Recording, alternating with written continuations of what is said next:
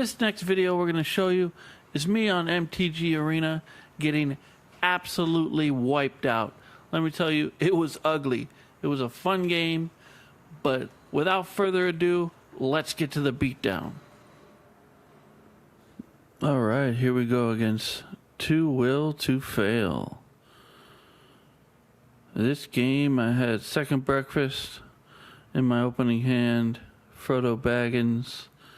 The ring tempts you really quick with that card. My idea with this deck was to create food tokens, stay alive for long enough, and then kind of become the ring bearer. At this point, early in the process of learning the Lord of the Rings decks, I didn't really know how they worked or what to do to build a good deck, and I was just trying to kind of play around with it and really just become the ring bearer and see what happens when you make it all the way through. What I didn't know was I was up against a Nazgul deck, which can be very challenging because when a person plays the Nazgul, and you can have 9 of them in each deck, they get +1/+1 counters every time you play another Nazgul, which makes life kind of difficult because you can have 9 in each deck. And there goes the first one, and whenever you put a Nazgul out, the ring tempts you. Whenever the ring tempts you, they get a +1/+1. So not only are they getting through the stages of the ring tempting you really quickly, they're building up creatures really quickly as well. I enchanted that creature thinking it was going to help me out. Didn't really do so because it didn't kill that ability where the Nazgul is able to tempt you and give +1/+1 counters. Both of them still added counters on, so early game, I was in a lot of trouble. At least I had Frodo Baggins out there with his little sword, fighting his little heart out against these Nazgul wraiths, which, if you've seen the movie, can be pretty spooky. Samwise the Stout-Hearted, I put that in this deck without thinking that Samwise the Stout-Hearted needs swamps to actually activate him and make him fully powerful. And I didn't have any swamps in this deck, so I kind of ended up blowing up my game. Actually, no, that's the wrong card. That's the wrong card. Samwise the Stout-Hearted is fine. It has flash, and you can use it to return a card from your graveyard, so you can kind of get the ring to tempt you and bring a card back, which is good.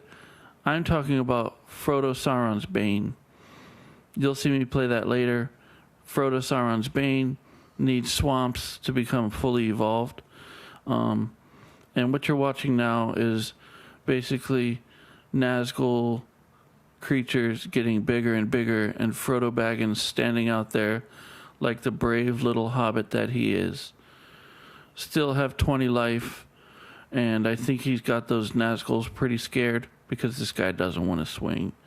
Frodo's a 1/3, but he'll dodge, he'll weave, he'll stab, he'll duck, he'll do what he can to protect himself. In this case, he ends up dying pretty quick, but I bring him back with Samwise, so it's all good. I'm actually winning at this point. I got 20. Too Will to Fail has 19, so I'm willing to consider that a win, considering he's got 6, 7, and a 4 or 5 sitting out there. I was waiting to flash Samwise out at the right point because I didn't want to throw him out there too soon and have to block with him. So basically what I did was let him kill Frodo, and then I flashed Samwise out to bring Frodo back from the graveyard. Yeah, because otherwise I would have had to sacrifice Samwise. So I bring Frodo Baggins back out. Samwise becomes the ring bearer. Good old Sam, Frodo's best friend, from the movie. These two cards should work together because Magic likes to do that kind of stuff.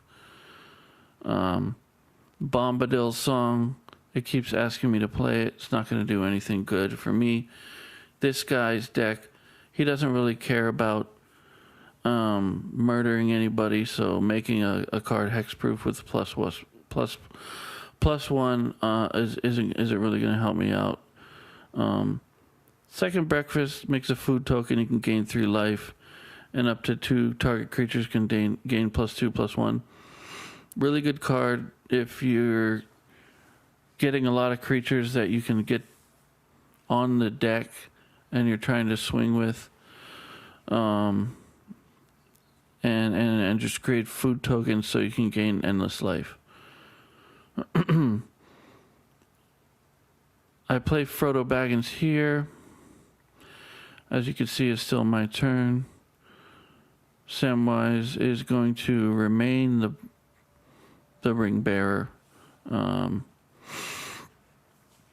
I go to 3 on the ring statue.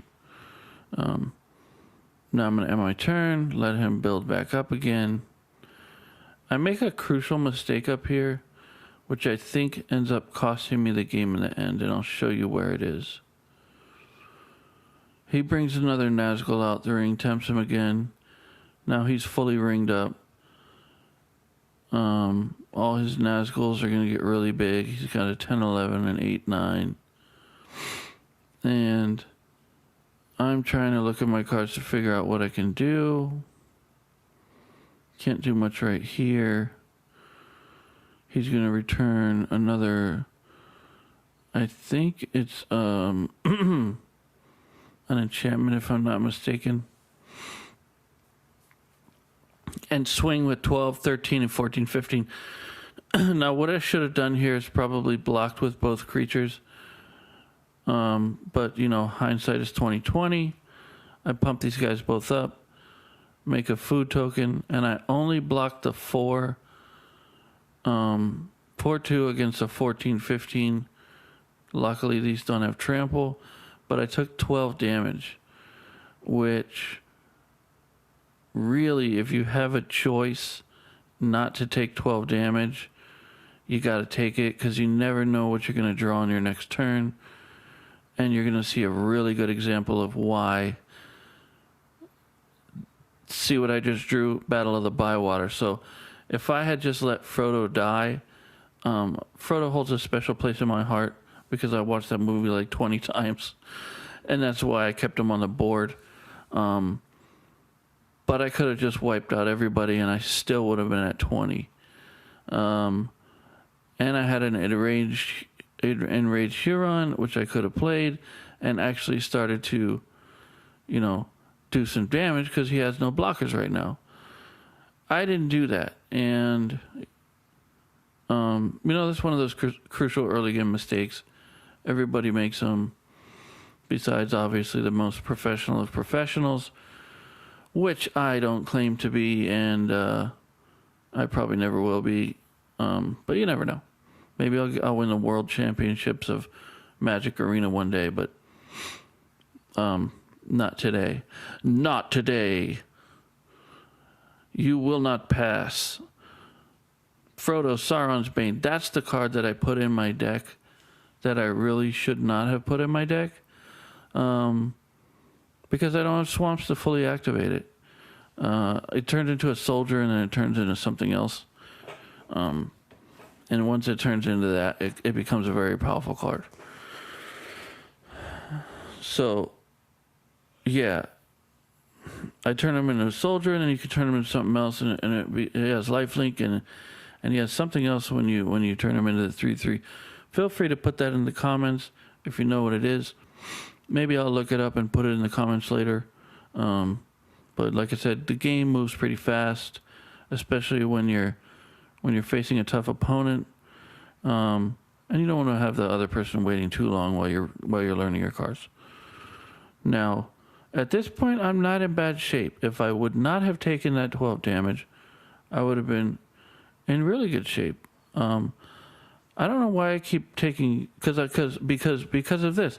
Look, I got to keep eating food tokens because I took that huge amount of damage. That cost 2. Instead of doing that, I could have played my enraged Huron and come down with Trample. Instead, he made me sacrifice that card earlier. So he basically took all the power out of my deck, which was a real shame. Then, boom, he destroys Samwise Sauron's Bane.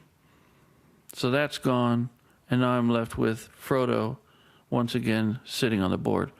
At this point, Frodo's been on the board for probably about 5 minutes, which is pretty surprising considering the amount of power this guy's got in his deck. I got a Wolves Pathfinder, which adds mana, and you can use it to gain trample with other cards. I got to revive the Shire, and what do? I grab Frodo Sauron's Bane instead of grabbing the only Ent that I had that can do any kind of damage, and that has trample. I just wanted to play Frodo Sauron's Bane because it also does a cool effect. I can't read it right now fast enough. I think the player loses the game or something like that if something happens. But anyhow, on we go. Frodo attacks. I draw a card. I get Samwise. And he's going to take some damage right now. At this point, this deck wasn't very well evolved. After I played this game, it really taught me a lot. And I put some Ents in there. And it really started working well together. I'll put another video together later at some point and show you some of the wins I had during this session. This was probably like a 2-hour session that I played one night using jump-in tokens. And at this point, I'm just building up my decks, right? Here's a little piece of advice. If you have jump-in tokens, save them for when new sets come out. Because one thing that you can do is when new sets come out, you can use your jump-in tokens to build decks in jump-in events, and you can actually keep the cards from those jump-in events that you played with the new set that came out. For instance, Lord of the Rings just came out. I had about 4 or 5 jump-in tokens saved up from playing, so I was able to get a ton of Lord of the Rings cards without having to spend any money on Magic the Gathering Arena to get them, or play 1,000 different games to get enough experience to buy packs. There's other ways you could do it. If you want to spend money on the game, that's fine. I wouldn't judge anybody who did that. But it's easy if you have jump-in tokens. So save them for the sets you're excited about so you can get a bunch of free cards and build some cool decks, learn everything about the game. Because every deck changes. This set is really overpowered. There's a lot of great cards in here. Nazgul decks are a great example. They are beatable, though. And as you can see, if I wouldn't have made that critical mistake early in the game, I probably could have been doing damage this whole time, and he would have been on his heels. Damage, damage, damage. Attack, attack, attack. You got to put pressure to beat people, especially who have fast-moving decks, fireball decks, murder decks. You have to put pressure on them because eventually they're going to run out of those cards. They're going to run out of options, and you're going to have ways to win. Things kind of start to go out of control here. My opponent's Nazguls start to get very big, and at this point, it's just about over. I'm going to be conceding soon. I realize that Frodo Sauron's Bane is absolutely useless in this particular situation, but I do have 2 cards named Frodo out on the playing field, so you could say something for that. Frodo and Frodo. 2 Frodos don't make a right, or 2 Frodos don't make a wrong. I'm not sure. One of those things is true. So I block the 1/1. and I pass because it keeps asking me to play Bombadil's song, and if I never see that card again, it'll be too soon. I drew it pretty much every game I played that night. I don't know if you'd notice in MTG Arena, sometimes certain cards will keep coming into your hand. I don't know if it's the way they shuffle, what the algorithm does, but it's a little strange that way. I had to sacrifice Frodo because obviously his ring's fully evolved. At this point, I was in bad shape, and I ended up just conceding the game. Hope you guys liked today's video. Go ahead and like, subscribe, comment, enjoy the channel. More content coming. Thanks for watching, and we'll see you again soon.